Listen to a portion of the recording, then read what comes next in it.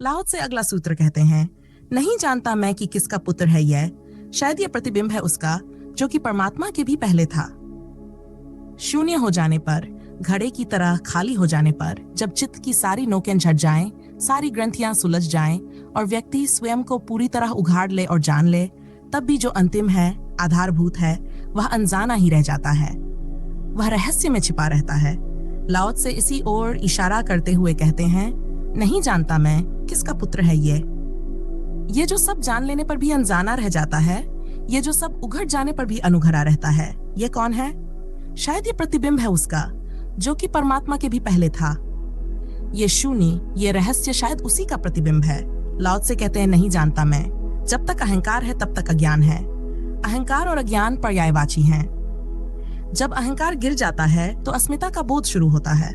अस्मिता और ज्ञान एक ही चीज है, जैसे अहंकार और अज्ञान एक हैं। जब लाओ से कहते हैं नहीं जानता मैं, तो वह अहंकारहीन अस्मिता की बात कर रहे हैं। यहाँ कोई ऐसा भाव नहीं बचा कि मैं ही सब कुछ हूँ या मैं ही केंद्र हूँ। ये मैं शुद्ध अस्तित्व का प्रतीक है।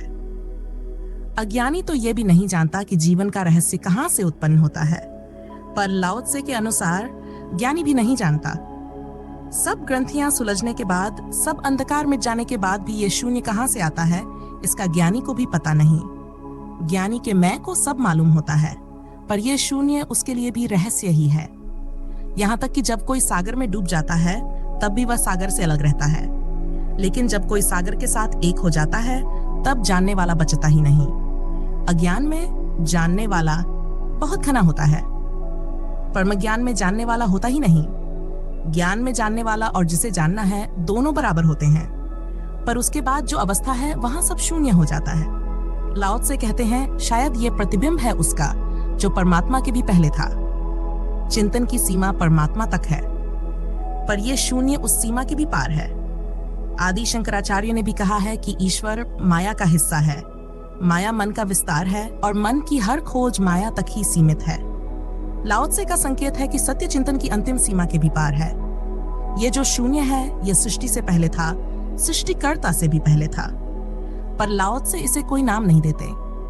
यही उनकी कला है। लाओ त्से कहते हैं कि यह जो है शायद उसका प्रतिबिंब है, लेकिन वह यह नहीं कहते कि यह वही है, क्योंकि मन उसे जान नहीं सकता। अहंकार तो जान ही नहीं सकता, और अस्मिता भी ज्यादा से ज्यादा केवल प्रतिबिंब को जान सकती है। प्रतिबिंब का मतलब है जैसे नदी के किनारे एक वृक्ष खड़ा है और उसकी छाया नदी में बनती है। नदी में तैरती एक मछली उस वृक्ष को नहीं देख सकती, लेकिन पानी में बन रहे वृक्ष के प्रतिबिंब को देख सकती है।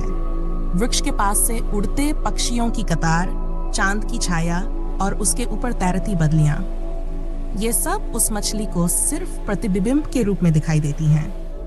मन भी ऐसा ही है। अस्मिता वाला मन भी केवल प्रतिबिंब को जानने की सामर्थ्य रखता है। यही कारण है कि लाओ त्से नहीं कहते कि यह वही है जो परमात्मा के पहले था। वे कहते हैं शायद यह उसका प्रतिबिंब है।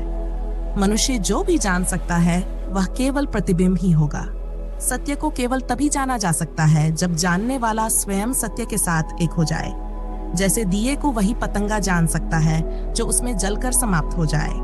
जैसे नमक की डली सागर में गलकर ही सागर को जानती है, लेकिन जब वह जान लेती है तब वह खुद नहीं बचती, और जब वह लौटकर कुछ कहना चाहे तो कहने का कोई उपाय भी नहीं रहता। जब तक जानने वाला मौजूद है तब तक हम जो जानते हैं वह केवल प्रतिबिंब है, और उस प्रतिबिंब के साथ हमेशा शायद लगा रहना चाहिए। महावीर के दृष्टिकोण से इसे और समझा जा सकता है। महावीर अपने विचारों में हमेशा स्यात् का उपयोग करते थे। वे कभी ये नहीं कहते थे कि ऐसा ही है, वे कहते थे शायद ऐसा है। यहाँ तक कि जो तथ्य उन्हें निश्चित रूप से ज्ञात था उसे भी वे स्यात् के साथ ही व्यक्त करते थे। महावीर कहते थे जब कोई कहता है ऐसा ही है तो वह असत्य हो जाता है, क्योंकि मन इतना ही कर सकता है कि वह संभावनाओं को बनाए रखे। जब हम कहते हैं ऐसा हो सकता है तो हम सत्य की अन्य संभावनाओं के लिए दरवाजा खुला रखते हैं। हम जो भी देखते हैं वह वस्तुतः एक प्रतिबिंब है। जैसे आपकी आंख मेरी छवि को देखती है, लेकिन वह केवल आंख पर बनने वाली तस्वीर को ही देखती है। मस्तिष्क उस तस्वीर को जानता है, लेकिन वास्तविकता में आप मुझे नहीं देख सकते। इसी तरह सुनने, छूने या किसी भी इंद्रिय अनुभव में हम केवल प्रतिबिंब को ही जानते हैं।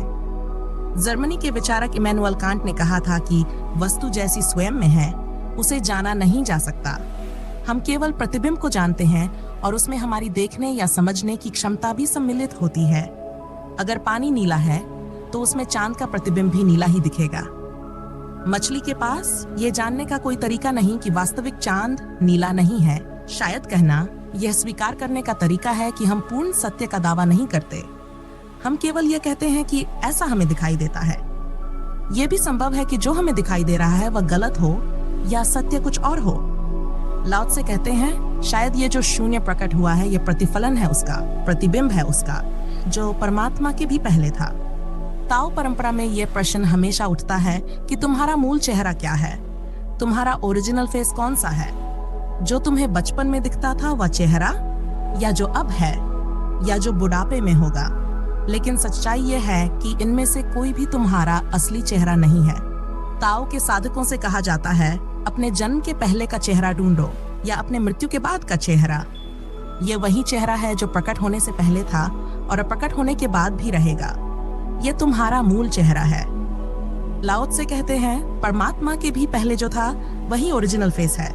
जब कुछ भी प्रकट नहीं था, जब सब अप्रकट था, तब जो था वही सत्य है।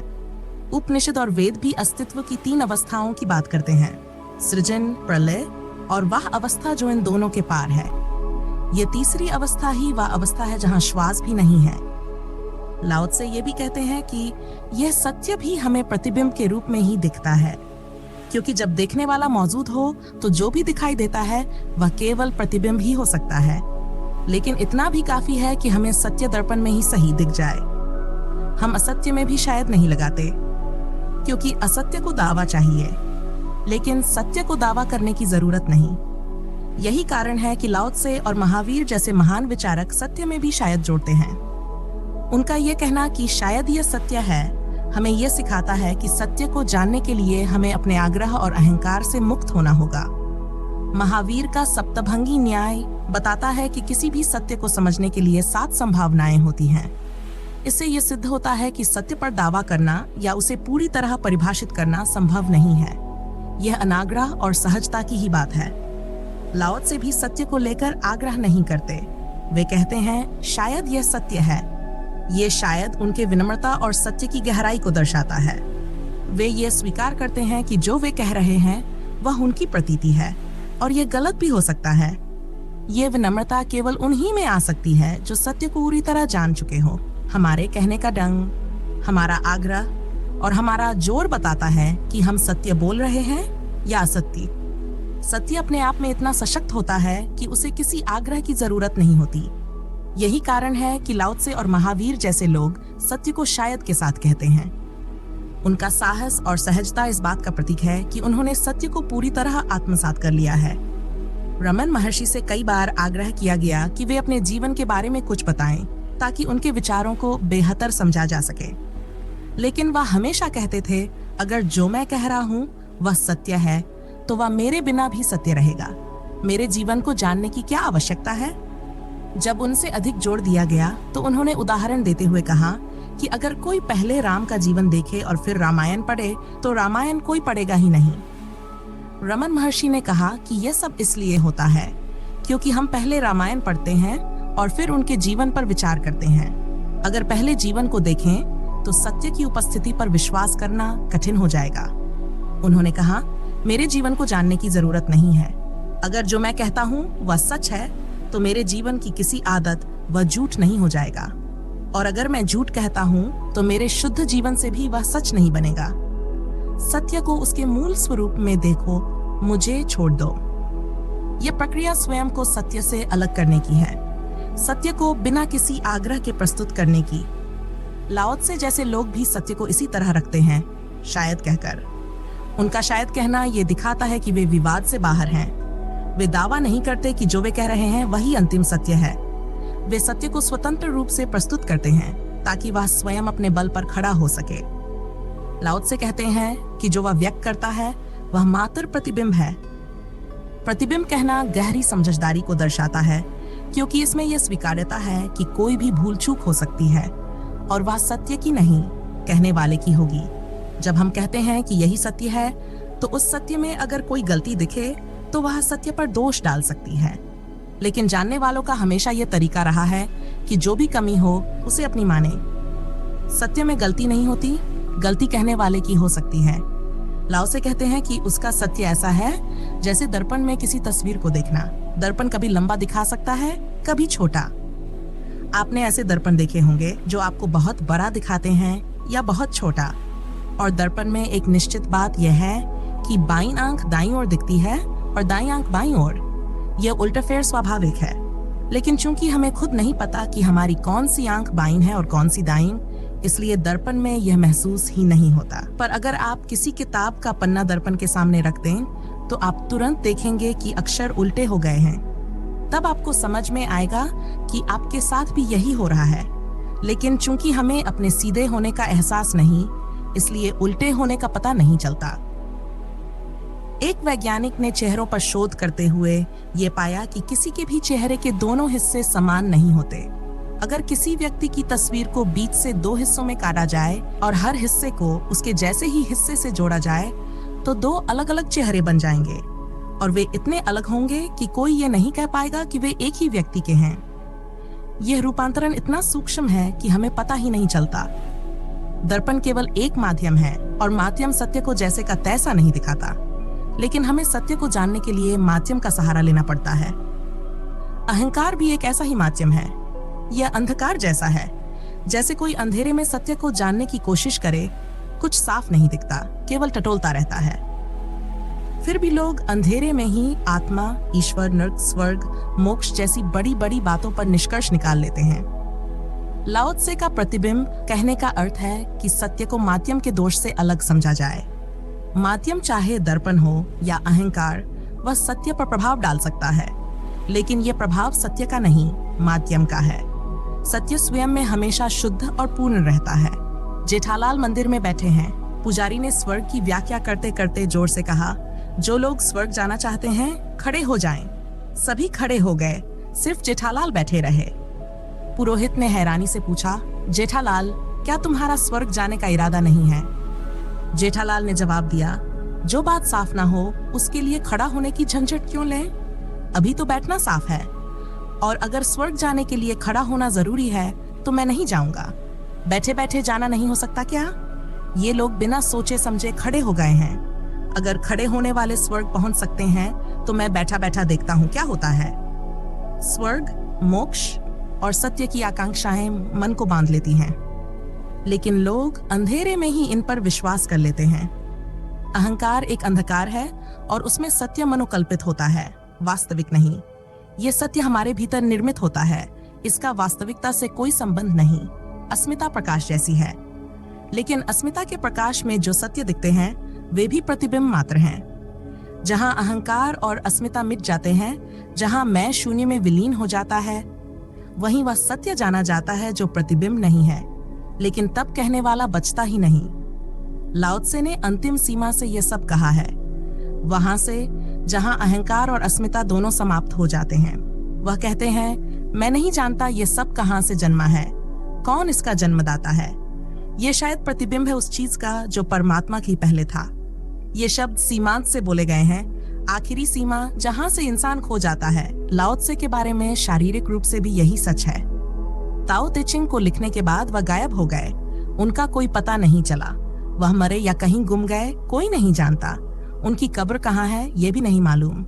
ये किताब उनकी पहली और आखिरी रचना है। इसके बाद लाओ त्से का अस्तित्व बस एक रहस्य बन गया। लाओ त्से की ये किताब पहली और आखिरी थी। उन्होंने इसे चीन की सीमा पर एक चुंगी चौकी में लिखा। ये सीमांत पर लिखी गई बात है, जहां से जीवन और चेतना दोनों बादलों में खो जाते हैं। उन्होंने चुंगी चौकी के अफसर को ये किताब सौंपकर विदा ली। जब तक वह अफसर किताब के पन्ने पलटता, लाओ त्से गायब हो गए। किसी ने उन्हें जाते हुए नहीं देखा। सम्राट ने उसकी तलाश में खोजबीन करवाई, लेकिन वह कहीं नहीं मिले। यह गायब हो जाना भी एक संकेत था। लाओ त्से ने अपने जीवन और व्यक्तित्व से ये दिखाया कि जहां अस्मिता शून्य हो जाती है, वहां से जो कहा जाता है वह केवल प्रतिबिंब है। हम अक्सर सपनों और प्रतिबिंबों को ही सत्य मान लेते हैं। काश हम जान पाएं कि क्या स्वप्न है और क्या प्रतिबिंब। तब शायद सत्य को पहचानना आसान हो जाए। लेकिन जब हम स्वप्न और प्रतिबिंब में इतने खोए हों कि तथ्यों का ही पता ना चले, तब सत्य को जानना बहुत कठिन हो जाता है। लाओ से कहते हैं कि सत्य की प्रतीति भी एक स्वप्न है। जब तक मैं बचा है, स्वप्न देखे बिना नहीं रह सकता। मैं का होना ही स्वप्न देखने की क्षमता है। मैं बचा है तो प्रतिबिंब बन ही जाएंगे। जो है उसे देख पाना संभव नहीं, क्योंकि उसे देखकर वही होगा जो पतंगे के साथ होता है। वह लौ में जलकर खुद ही लौ बन जाता है। सबसे बड़ा सत्य भी केवल प्रतिबिंब है। इसका यह अर्थ नहीं कि प्रतिबिंब के बाहर कोई सत्य नहीं है। सत्य है और उसी की खोज में ये सारे प्रयास हैं। लेकिन जब तक मैं बचा है, सत्य तक पहुंचना संभव नहीं। प्रतिबिंब तभी मिटते हैं जब मैं मिट जाता है। यह वैसा ही है जैसे एक फिल्म पर्दे पर चल रही हो। सबकी नजरें पर्दे पर जमी रहती हैं, लेकिन कोई ये नहीं देखता कि असली खेल तो प्रोजेक्टर का है जो पीछे है। पर्दा खाली है, लेकिन जो दिखाई दे रहा है वह प्रोजेक्टर का खेल है। हम उसी की ओर पीठ किए बैठे रहते हैं। लाओ त्से जैसे लोग ये जानते हैं कि हमारा मैं, चाहे कितना ही शुद्ध क्यों ना हो, वही प्रोजेक्टर है। वही स्वप्न पैदा करता है, वही चीजों को वैसा दिखाता है जैसा हम देखना चाहते हैं। मन हमेशा लुभाने वाली बातें करता है, थोड़ी सी उपलब्धि को भी पूरा सत्य मान लेता है। कई लोग ध्यान करते हैं और कहते हैं, मुझे लाल रंग दिखाई दे रहा है, क्या मेरी प्रगति सही दिशा में है? कोई कहता है, मुझे सफेद प्रकाश की बिंदु दिखती है, क्या यह उपलब्धि बड़ी है या छोटी? कोई रीढ़ में सरसराहट महसूस करता है और मान लेता है कि कुंडलिनी जाग रही है। वे सोचते हैं कि सत्य बस पकड़ में आ गया। लेकिन लाओ त्से कहते हैं, शून्य सामने खड़ा है, सब खो गया, फिर भी ये नहीं कहते कि यह सत्य है। वह कहते हैं, यह भी शायद प्रतिबिंब है। शायद ये उस परम सत्य का प्रतिबिंब है जो परमात्मा के भी पहले था। यह मार्ग इतना कठिन है, इतनी तपस्या और सजगता की आवश्यकता है। मन को तो बस छोटी छोटी चीजों से ही संतुष्टि मिल जाती है। थोड़ा सा कुछ दिख जाए तो लगता है पूरी सच्चाई मिल गई। और अगर कोई ये कह दे कि ये कुछ नहीं, तो वह नाराज होकर चला जाता है। मैंने कई बार देखा है कि जब किसी को ये बता दो कि उसकी कल्पनाएं सत्य नहीं हैं, तो वह फिर लौटकर नहीं आता। वह खोजने इसलिए नहीं आया था कि सत्य को जाने, बल्कि इसलिए आया था कि उसकी कल्पनाओं को कोई सत्य की मुहर लगा दे। लाओ त्से जैसे अद्भुत लोग ही ये कहने की हिम्मत रखते हैं कि यह भी कुछ नहीं है। उनका साहस इस बात में है कि वे मन की कल्पनाओं को पहचानते हैं और उन्हें यथार्थ नहीं मानते। महात्मा बुद्ध ने कहा है, जब तक मुझे कुछ भी दिखाई पड़ता रहेगा, तब तक मैं मानूंगा कि मैं सत्य तक नहीं पहुंचा। जहां तक दृश्य होगा वहां तक नहीं ठहरूंगा। मुझे वह स्थान चाहिए जहां कोई दृश्य ना रहे, जहां कुछ भी दिखाई ना दे, जहां केवल खालीपन शेष रह जाए। इसके पहले मैं संतुष्ट नहीं हो सकता। इसीलिए बुद्ध ने 6 साल तक भटकते हुए हर गुरु का मार्ग अपनाया। जिस भी गुरु के पास जाते, कोई उन्हें प्रकाश का दर्शन करा देता। गुरु कहते, प्रकाश का दर्शन हो गया, अब और क्या चाहिए? लेकिन बुद्ध कहते, प्रकाश का दर्शन तो हो गया, लेकिन इससे क्या बदला? मैं तो वहीं का वहीं हूँ, अब इसके आगे क्या है? गुरु हाथ जोड़कर उनसे कहते, अब तुम किसी और के पास जाओ। हमने जो कुछ जाना था वह सिखा दिया, अब इससे आगे हमें नहीं पता। बुद्ध इस तरह एक एक करके हर गुरु के पास गए, हर विधि अपनाई, लेकिन अंत में यही कहा, अभी कोई सत्य तो दिखाई नहीं पड़ता। क्या हरे, पीले, लाल रंग दिखने से सत्य मिल जाएगा, या भीतर दिए की ज्योति दिखने से सत्य समझ में आ जाएगा? कई लोग पूछते हैं, ध्यान करते समय नदी, नाले, पहाड़ दिखाई दे रहे हैं, क्या यह प्रगति का संकेत है? नदी, नालों और पहाड़ों का सत्य से क्या संबंध? ये सब तो मन के कल्पना के जाल हैं। जैसे ही आप शांत बैठते हैं, मन अपना खेल शुरू कर देता है। वह प्रोजेक्टर की तरह काम करता है। यदि आपको संगीत में रुचि है, तो ध्यान में गीत के स्वर सुनाई देने लगेंगे। यदि आपको रंगों का शौक है, तो ध्यान में रंग बिखरने लगेंगे। यह सब मन का बुनाव है। सत्य का इससे कोई लेना देना नहीं। मन लगातार ताने बाने बुनता रहता है, यही उसका स्वभाव है। लाओ त्से की हिम्मत अद्भुत है। आखिरी क्षण में भी वह कहते हैं, यह जो अनुभव हो रहा है वह भी केवल प्रतिबिंब होगा, क्योंकि अभी मैं बचा हुआ हूँ। सत्य तो वहां है जहां मैं भी मिट जाए। आशा है कि आपको हमारा यह विश्लेषण पसंद आया होगा। लाओ त्से द्वारा बोले गए सभी सूत्रों के ऐसे ही विश्लेषण के लिए हमारे चैनल को सब्सक्राइब करना ना भूलें। धन्यवाद।